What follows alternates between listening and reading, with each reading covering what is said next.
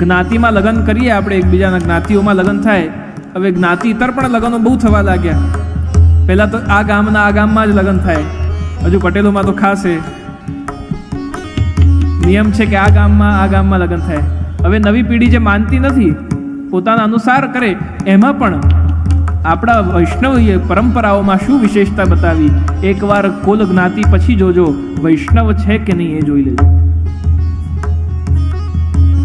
मन मिले इष्ट मिले और मिले भजन रस रीत, वाही के संग कीजिए खान पान अरुप्रीत. તો આ વૈષ્ણવીય પરંપરામાં બતાવ્યું કે શું કરજો, કે પ્રભુ સાથેના સંબંધમાં આપણો ભક્તિ માર્ગીય ત્યાગ તો અવશ્ય હોવો જોઈએ, જેમાં ગ્લાની તાપ હૃદયમાં હોય કે પ્રભુ અમે આટલા બધા વિષય ભોગમાં પડેલા જીવ છે અને અમે કંઈ ત્યાગ કરી શકતા નથી, અને પ્રભુ આ બધું છોડ્યા વગર, નિસ્સાધન થયા વગર પ્રભુ અમે આપના કેવી રીતે બનીશું, એવો સતત તાપ હૃદયમાં હોવો જોઈએ. એટલે જે પણ કર્મ કરીએ, મહાપ્રભુજીએ કહ્યું એ કર્મને કૃષ્ણાર્પણ કરો. કૃષ્ણાર્થમ તત્પ્રયુંજીત કૃષ્ણ સંસાર મોચક, કૃષ્ણાર્થમ તત્પ્રયુંજીત કૃષ્ણ અર્થસ્ય મોચક. અર્થને કૃષ્ણમાં પ્રયોગ કરશો તો અનર્થથી બચાવી લેશે. ગ્રહમ સર્વાત્મના ત્યાજ્યમ તચ્ચેત ત્યક્તુમ ન શક્યતે કૃષ્ણાર્થમ તત્પ્રયુંજીત. મહાપ્રભુજીએ કહ્યું સંસારનું ત્યાગ કરી દો, ઉત્તમ છે. દુનિયાદારી છોડીને ભગવત ભક્તિ કરો. પણ જો એ ન છોડી શકતા હો, એ છોડી શકાતું ન હોય તો શું કરો? એ સંસારને પણ કૃષ્ણમાં વિનિયોગ કરી દો, કૃષ્ણ સેવા માટે એનો ઉપયોગ કરો. અને ત્યારે પ્રભુ આપણા હૃદયમાં પધારીને બિરાજે. અને એટલે જ ગાયું પણ છે કે અતિરે આનંદ ભર્યા આવો મારે અંગે. આ દુનિયામાં બધા લોકો ઘણું બધું કહેશે, એમને કહેવા દઈશું, આપણે બધું સાંભળી લઈશું, અને સાંભળીને શું કરીશું? અમને ખબર છે પ્રભુ આ બધામાં વચ્ચે આપ અમારા જીવનના કેન્દ્ર છો અને આપની માટે જ અમારે બધું કરવું છે.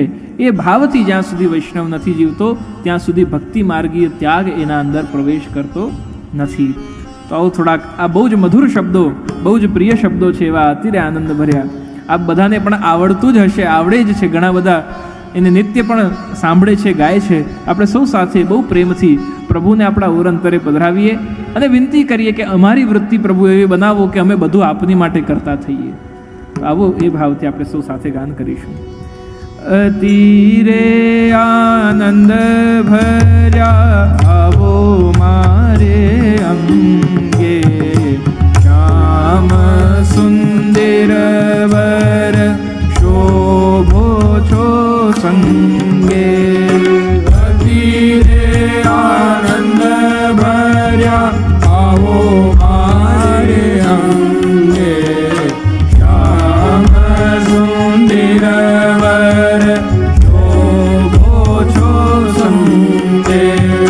મુખડું જોયા વિના પાણી ડાન પીવું રે, મુખડું જોયા વિના પાણી ડાન પીવું રે. રસિક સુંદર વર જોઈ જોઈ જીવું રે, રસિક સુંદર વર જોઈ જોઈ જીવું. તાપ કેવો હોવો જોઈએ? મુખડું જોયા વિના પાણી ડાન પીવું રે.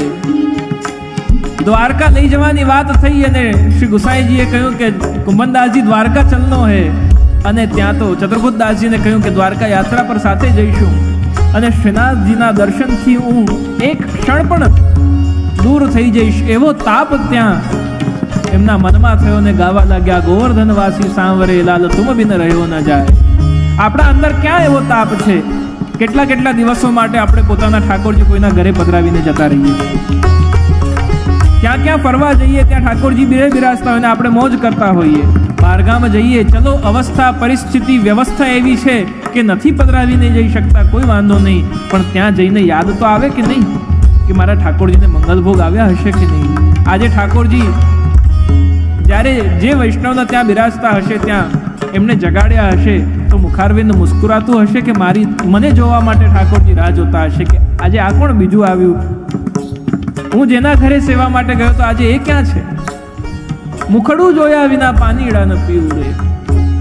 પ્રભુના દર્શન વગર કેવો તાપ, કેવી લાલસા, કેવી આપણી ચિત્તની સ્થિતિ હોવી જોઈએ. જોઈ જોઈ જીવું રે. અરે ગોપીજનોને રાસની અંદર દર્શન નહીં થયા અને ઠાકોરજી અંતર ધ્યાન થયા. એક ક્ષણ માટે પણ પ્રભુ ત્યાંથી અંતર ધ્યાન થયા. ગોપીજનોએ કહ્યું, પ્રભુ આ જાઓ નહીં તો પ્રાણ નીકળ જાય. રુરુદ સુસ્વરમ રાજન કૃષ્ણ દર્શન લાલસા. કૃષ્ણ દર્શનની લાલસા માટે સુસ્વર રુદન, પ્રભુ માટેનું રુદન પણ સ્વરમાં થવા લાગ્યું. પણ આપણું રુદન ઠાકોરજી માટે થાય છે ખરું? પ્રભુના દર્શન નહીં થયા એની માટે કેટલી વાર રડ્યા આપણે? પ્રભુની સેવા નહીં મળી એની માટે કેટલી વાર રડ્યા આપણે? પ્રભુની સન્મુખતા નહીં મળી એની માટે કેટલી વાર રડ્યા આપણે? અમુક વૈષ્ણવ ભગવદીઓને તો જોયા અમે કોરોનાના સમયમાં કે જે નિયમથી દર્શન કરવા આવે શ્રી કલ્યાણરાય પ્રભુના, એવી આસક્તિ, અનન્ય આસક્તિ પ્રભુની, અને પ્રભુના દર્શન કરે ત્યારે ખૂબ હૃદય એમનું દ્રવીભૂત થાય. અને કોરોનાના કારણે લોકડાઉનમાં દર્શન નહીં થયા અને નિયમ તૂટ્યા ત્યારે એટલું દુઃખ કરતા, એટલું ક્લેશ કરતા હૃદયમાં. અમારું વિદેશ ધર્મયાત્રાઓમાં જવાનું થાય ત્યારે અમારી એવી જ સ્થિતિ થતી હોય છે. મુખડું જોયા વિના પાણી ડાળ ન પીવું રે. રસિક સુંદર વર જોઈ જોઈ જીવું રે. પ્રભુના દર્શન વગરનું જીવન વ્યર્થ છે. એવી કામના જ્યારે તીવ્ર રૂપે, તીવ્રેણ ભક્તિ યોગેન, ભક્તિ પણ યોગ છે.